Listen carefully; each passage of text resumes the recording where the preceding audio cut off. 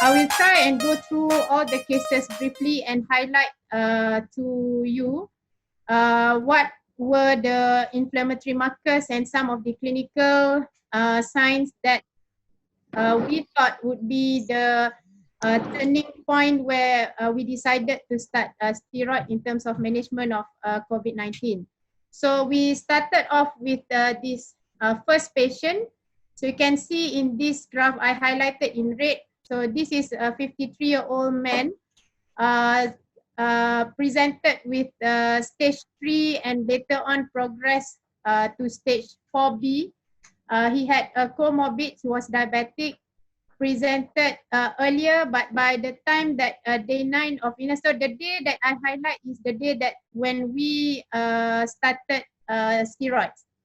So the turning point is that patient requires increase in oxygenation requirement from Nesoprong to Ventimas, and he had persistent fever with rising CRP. You can see that it doubles. Thrombocytopenia, reducing ALC, increasing ferritin. So when we decided his ferritin was more than 700, and he had a worsening chest X-ray. So he was already on hydroxychloroquine day 5 and day 4 on Calitra. So he was given interferon and also DEXA on day 9 of illness, and this was his chest X-ray. So chest X-ray was reported as less than 50% changes, and it was worsening on the day that we decided to add DEXA. So this was his chest X-ray. So second patient, he's a 72 years old man. He's also, wait, just remove this. Okay. So he also had, besides being elderly, he was also hypertensive, and he presented, he was already 5 days in ward where he progressed to stage 4A from stage 3 and requires high flow mask. So this patient had history of fever, but he was afebrile. But you can see that CRP was climbing up, ALC was low, but there was not really a trend of reducing ALC. It was just low ALC, which usually we would observe in most patients. Ferritin was high, more than 1,000, increased LDH, and there was worsening of chest X-ray. So by day 5 on admission, he had progressive illness and was started on interferon 1 alpha and was also given dexamethasone, and patient improves, clinically improved after 48 hours of dexamethasone. So this was his chest X-ray. More than 50% of ground glass opacity reported by radiologists. So third patient, 48 years old, he presented on day, I think it was day 7 of illness, and progress during admission was noted to be tachypnic, requiring Ventimas. CRP climb up from 56 to 65. So most of these patients on admission, they have very low CRP. And there were also high ferritin, 924. So, and worsening chest X-ray, and we decided to start dexamethasone on day 11 when he progressed further, and he improves over 72 hours. So this was his chest X-ray when we decided to give DEXA and also started him on interferon. So this patient was also taken over from our district COVID hospital, which was Hospital Tumpat. So patient number 4, 70 years old. So this patient, 70 years old man, he presented quite late, sent over to us from PKD, picked up from home due to positive test, screened by PKD because of a strong history of contact from the tablet group, and he's diabetic. And upon presentation, he was already noted to be hypoxic. There was no fever, already day 8 of illness with high CRP, very high ferritin, 1,000, more than 1,000, and very bad chest X-ray. So this was his chest X-ray on presentation, which was day 8 of illness. So we also started him on interferon and also dexamethasone, considering that it is already late in the illness and he has not been started yet on any antiviral at that point of time. So the next case is patient number 5, 61 years old man, presented also quite late, stage 4B. He had underlying CKD with creatinine, baseline creatinine of CKD stage 4, baseline creatinine of 140. And when he presented, he was febrile with evidence of high CRP of more than 80, very high ferritin, and also with a very bad chest X-ray. So by day 2 of admission, we started him on interferon and also dexamethasone with a progressive disease. So this was his chest X-ray, which showed more than 50% ground glass opacity involving both lungs. So I highlighted this patient. She presented quite late in the course of illness because had very strong contact, was intubated in Gua Musang, Hospital Gua Musang. You know that Gua Musang is about 3 hours away from Kota Baru. Was intubated in Gua Musang. First, somehow had nasal swab done first, and it was negative. And later on, the repeat TA was positive. So the treatment was quite delayed. She was initially treated as bacterial pneumonia. And then by the time that she was referred to HRPZ, our hospital. It was already day 9 of illness, very bad chest X-ray. She was on dual PEP. So stage 5 illness, febrile, very high CRP, very high PCT as compared to other cases. All other cases had very low PCTs. And ferritin of more than 1,000, LDH of 800. And on admission, we tried to give dexamethasone and also started her on interferon. But after 12 hours, we decided to give tocilizumab as she didn't improve that fast as we have seen in other patients. And after tocilizumab, she actually improved, able to wind down from dual-PEP to SIMV and able to off the inotrope. Next patient, sorry, this was her chest X-ray. So next patient, so this patient was relatively early in terms of starting dexamethasone. He's diabetic, newly diagnosed. Also obese, young patient of 38 years old, I think.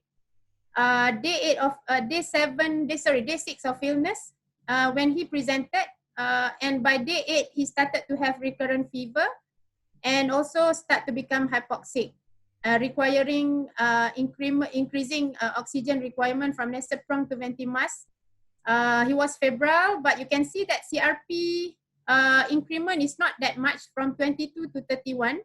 His CRP was very low on admission, and there was not much of increase in ferritin, and X-ray were also not that bad, but we decided to give interferon and also DEXA for this patient, and he improved over 48 hours. So this was his chest X-rays, about less than 50% involvement.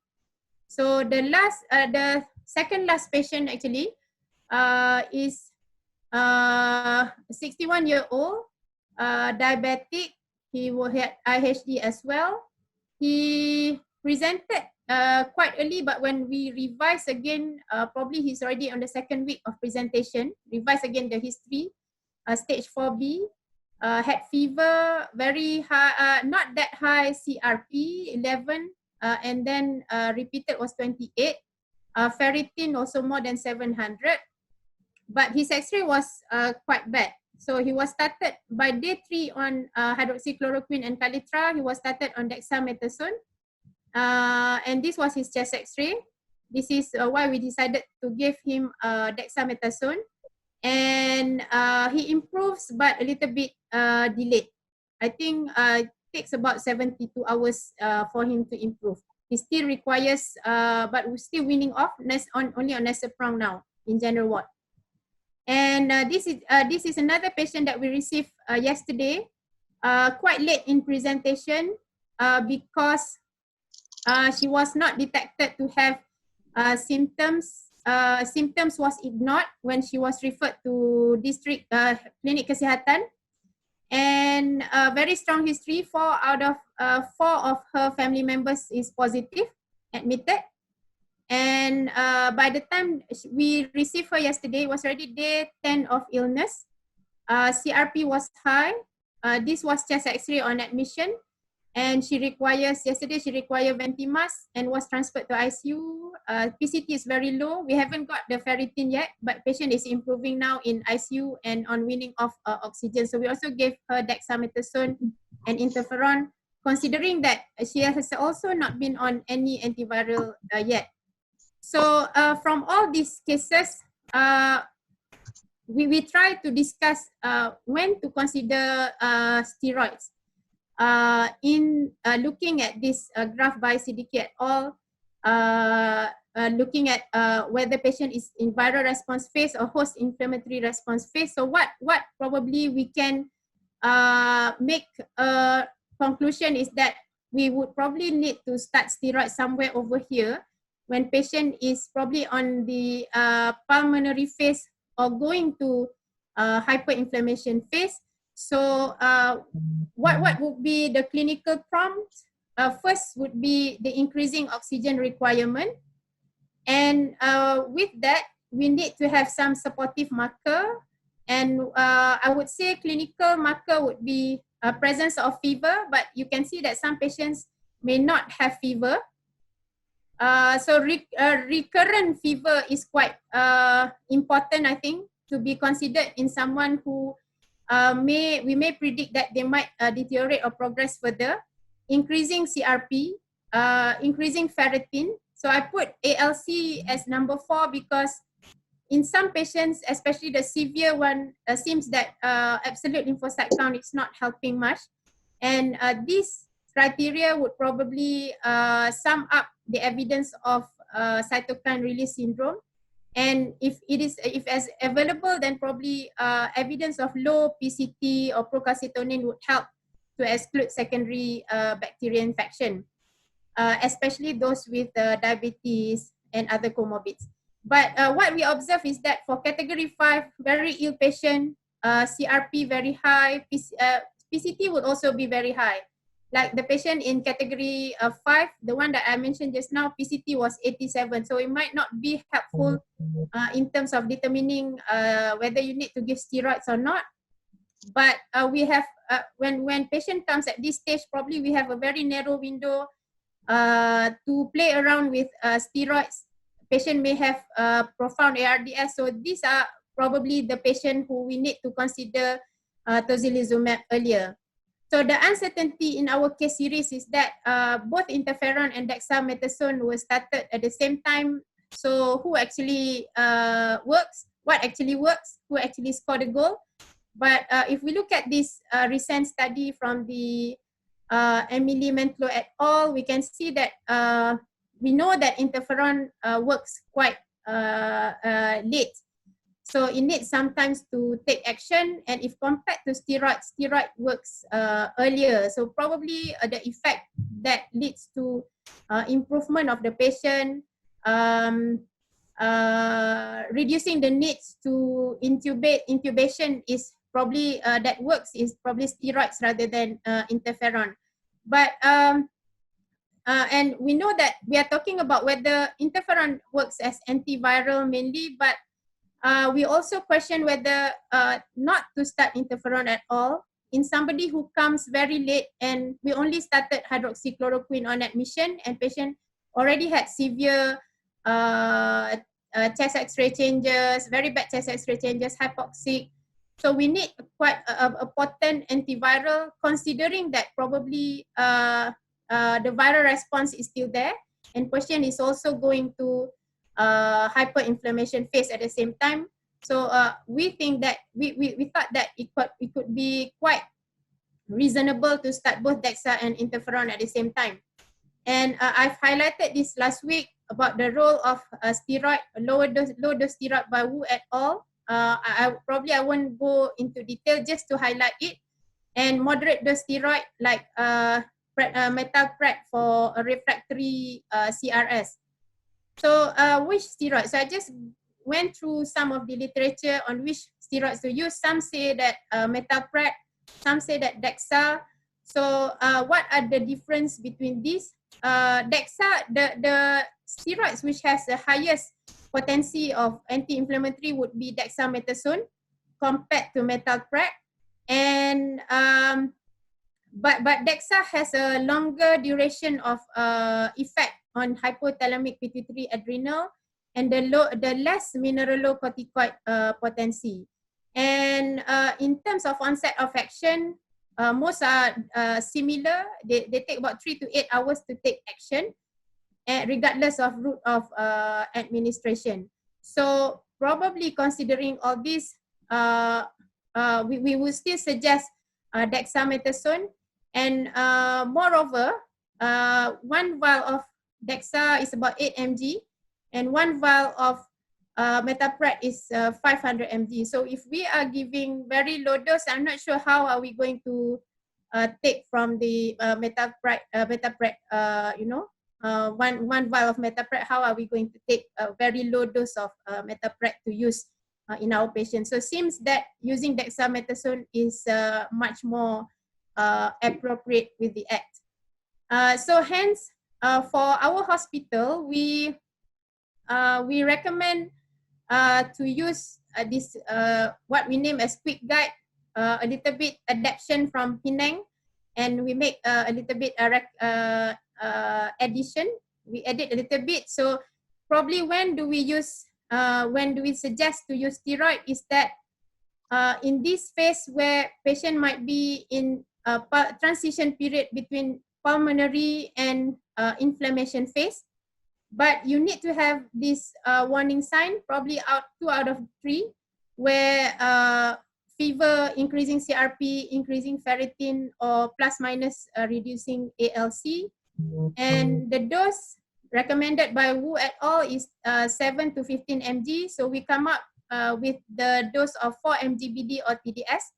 And because of the prolonged effect of suppression of hypopituitary thalamic and adrenal pathway, we suggest a very short course of steroids depending on patients' response, 3 to 5 days. So most patients that we gave, most of them receive about 3 days, probably only 1 patient that received, 2 patients receive 5 days, plus minus interferon, and those with progressive evidence of CRS, pending or requiring ventilatory support, and you may need to consider IV tocilizumab early and not playing around with steroids anymore. So I think that's all from Kota Baru. Assalamualaikum and good afternoon, everyone. So I will present 2 cases. The first one is a patient that presented at the early phase of the disease, and she doesn't need any treatment for the cytokine release syndrome. Okay, so Mrs. M is a 28 years old lady, no comorbid. She is a positive case with no travel history or any close contact. She was admitted to Sungai Buloh on the 5th of April, which is the day 3 of illness. She presented already with fever and requiring oxygen, category 4B. So her CRP at that time is 4.9, which is 49, LDH 434, ALC 1.5, ferritin 111. So you can see that the CRP and ferritin is not that high, and the ALC also is not that low. So she was started on PI and also hydroxychloroquine. Subsequently, the next day, day 4 of illness, her oxygenation increased from nasal prong. She needs face mask oxygen. The PF ratio also decreased from 275 become 214. CRP slightly raised 3.7. Ferritin more or less the same. LDH more or less also the same. ALC also not decreasing more. Procalcitonin is 0.05 only. So in view of increased oxygenation, still early in the disease, less than 7 days, so we gave subcut interferon. Fortunately, the next day, patient improved, able to wind down to nasal prong. The PF ratio improved also to 503. The CRP, ferritin, and LDH remain more or less the same, with ALC of maintaining 1.7, not decreasing in trend. Okay, this is her X-ray on the 5th and also on the 6th, bilateral peripheral haziness, but not too bad. So this is the case again, worsened, oxygenation worsened, but you can see none of the inflammatory parameters went up. The CRP, as you know, in Sungai Buloh, it is a bit different values. It is 3.7, means it is 37 for most of you. So the CRP never went up. The ferritin was not high. The ALC was not dropping. So we felt this was purely a viral issue, and so nothing was given, and patient continued to improve in a short time. So looks like the viral disease in itself rarely causes much problems. The next one. So the second case.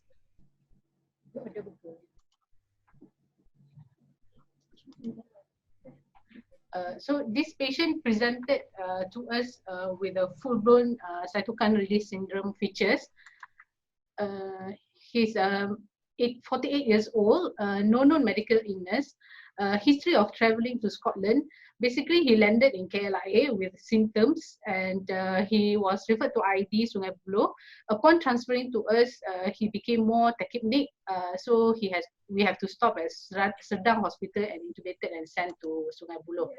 So he was admitted on the 4th of April, which is day 15 of illness, intubated on high setting of ventilator.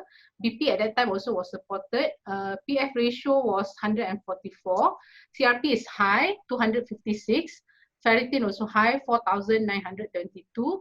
ALC borderline low, 1.1. Procalcitonin is 0.3 only.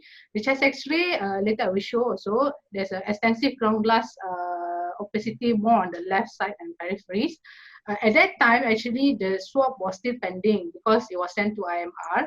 So we put the impression at that time was PUI with possible COVID-19 positive, category 5 with ARDS. Started on protease inhibitor, hydroxychloroquine, and interferon.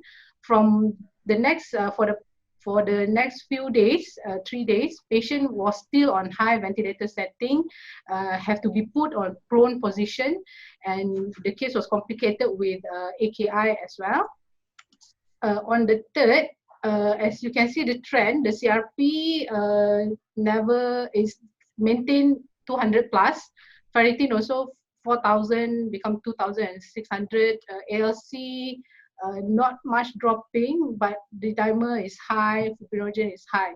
So on the day 17 of the illness, day 4th of admission, day 3rd of admission, in view of high CRP and inflammatory marker, and patient is not improving, we decided to give IV methylprednisolone 100 mg OD and continue with the antivirals. So before we gave the methylprednisolone, we managed to send the IL-6 result, and it came back as very high, which is 323. And this is the X-ray of him when he arrived to our hospital.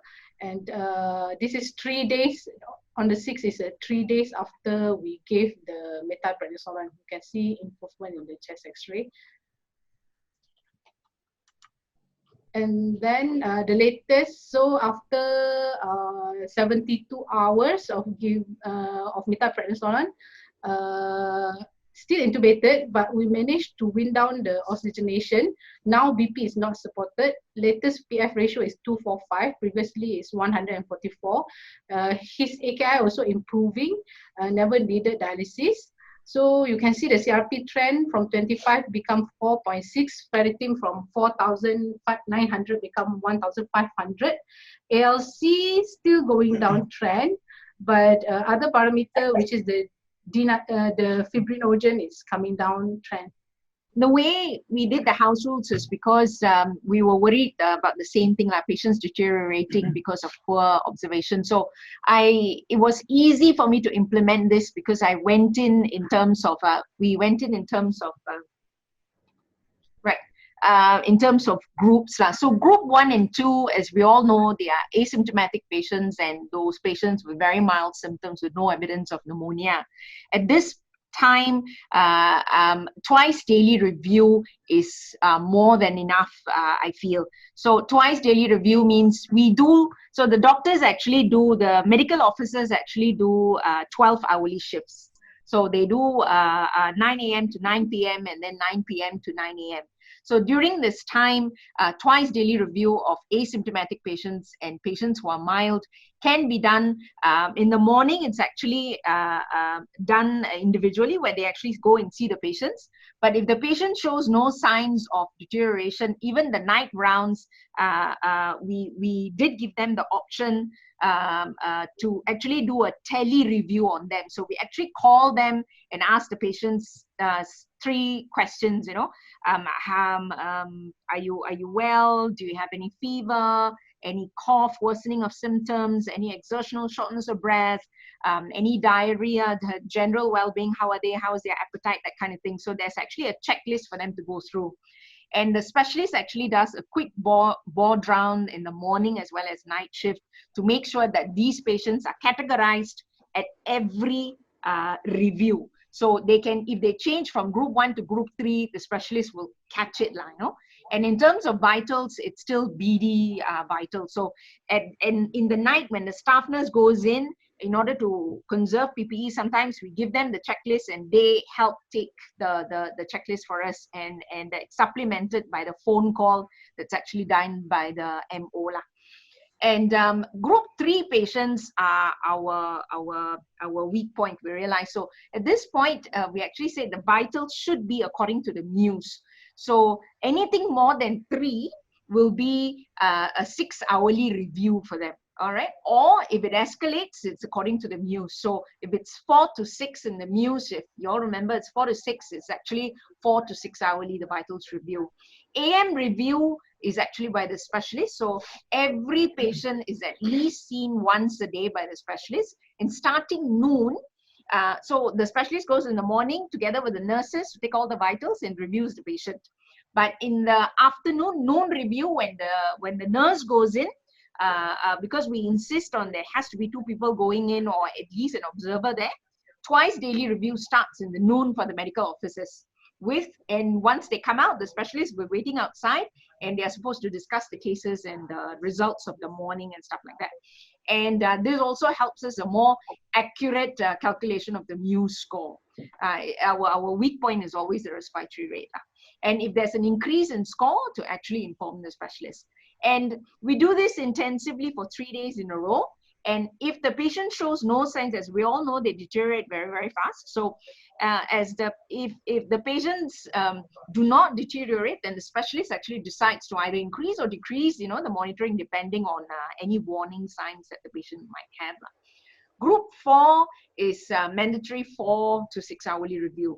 And minimum, the patients are actually seen 4 times a day. So specialist alternates with an MO. So specialist goes in the morning and as well as PM before they actually go home. And so that we actually get BD review by the specialist. And the consultant actually reviews the case by case. So in the morning, we actually go through the board as well as visual triage of the patient, like we can especially. And we review it and we decide to go in on a case to case basis. And accurate measurements of Muse score is actually implemented across the board in such that all the nurses are supposed to be going through an online news tutorial, which was created by one of our matrons. And again, if there's an increase in the score, whatever, it's to actually inform the specialist and the consultant. Critically ill patients, I classify them as group 5 because they're actually in ICU. Sometimes my ICU takes over patients very fast as well. So they could be a group 4, which is actually sitting in ICU. So what we do this is every morning at 8 o'clock, the ICU has a Passover round similar to what medical will have. So we join, the ICU team is normally one ID specialist as well as the ID consultant will join the ICU rounds, Passover rounds in the morning, where everybody's not wearing an N95 mask, so we're comfortably discussing the cases. So we go through each case as well as look through drug interaction, decision to give toxi or DEXA, or you know, which patients actually are improving, are not improving. So we discuss it through and we give our input. After that, which normally lasts for about an hour and a half, the specialist actually sits down and goes through drug interaction things with the pharmacist. They join us after that, and that will be. And if needed, we go in and see selected cases. So this is what we do in terms of reviewing patients. Just wanted to share with you that we also have, because of the numbers that we're getting, we also actively actually transfer patients down to our step-down care. So here we do have PKKN as well as ILKKM, which is a hostel where we transfer patients, those who we think are not going to progress or are more stable, and we transfer them down to our PKKN. So our rules are basically this. So any low-risk patients without comorbids, we actually tend to even sometimes admit them straight to PKKN at any day of illness. And if they are at a lower age less than 50, we tend to step down to PKKN or even sometimes admit straight to PKKN. Sometimes we have young kids from madrasah, and we probably know that their contact was a long time ago. As you all know, they are linked to the public event, but they are screen positive, and sometimes we get numbers like 30, 40 being positive at one point. And because now the rule is, I don't know we'll ever get there or not, but all positive patients are actually going to be admitted. So we tend to admit them straight to PKN sometimes. Now the step down rule from the wards downwards, most of our patients, the initial public patients, they were all older, right? And they had a lot of comorbids. And so if there anyone there has been asymptomatic for more than 72 hours, more than 7 days of illness, even if they are, on insulin and stuff like that, but on diabetic pills and hypertensive pills, if they are stable comorbids, we actually transfer down actively to PKKN. We're talking about numbers like 20, 30, we actually have to step them down to PKKN. And our next rule for transfer to our hostels are such. So Alif and Dr. Ben actually has come up with criteria, and if everyone actually, if they are more than 7 days of illness, again more than 72 hours, asymptomatic more than 72 hours, even if they're on antiviral medicines, but they are stable hemodynamically, stable comorbids, that means BD review is more than enough for them.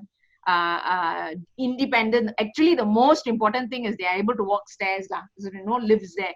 So if they're ambulating and able to walk up, and they actually can go into ILKKM. At the moment, we do not admit obviously straight away to ILKKM, but these patients, some of them are sitting in PKKN, and we tend to admit them there so that we can admit more fresh cases into PKKN. So we do have this step down criteria to ILKKM as well.